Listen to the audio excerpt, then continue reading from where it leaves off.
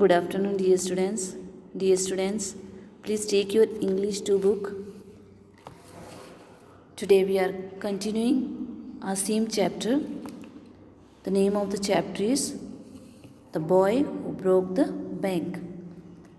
So till 18 we have already finished. So today we are starting from 19. Please take page number 3. The news spread through the bazaar with the rapidity of a forest fire. From the general store, it traveled to the tea shop, circulated amongst the customers, and then spread with them in various directions of the pan sellers, the tailors, the fruit vendor, the jewelers, and the beggars sitting on the pavement. So this news was spread like a fire in the forest to each and every one. Men stood in groups at street corners discussing the situation. The small town in the foothill seldom had a crisis and never had floods, earthquakes, or drought. And so the imminent crash of the local bank set everyone talking and speculating and rushing about in a frenzy. So all were talking about this news.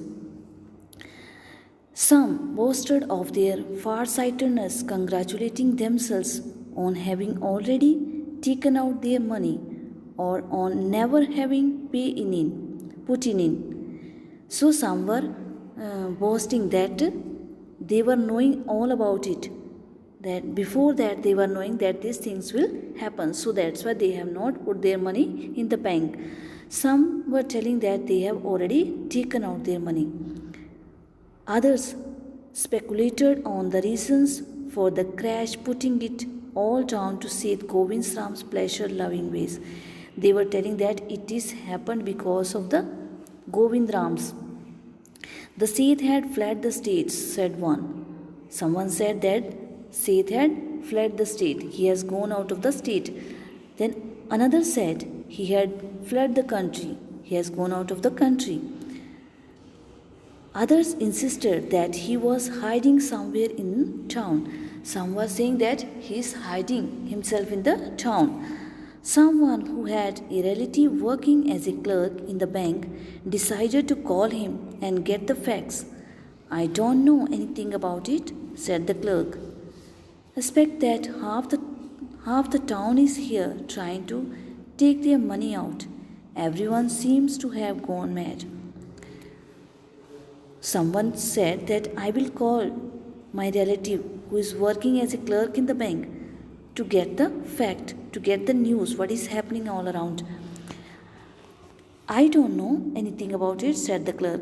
What did clerk say? That I don't know anything about. Expect that half of the town is here trying to get their money back.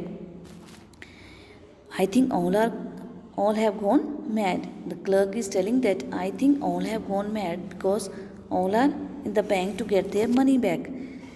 There's a rumor that none of you had been paid. He's telling that I heard that you people have not been paid. Well, the clerk have had their salaries. We wouldn't be working otherwise. What did clerk say? He's telling that we all are getting our salaries. Otherwise, we would not be working otherwise here.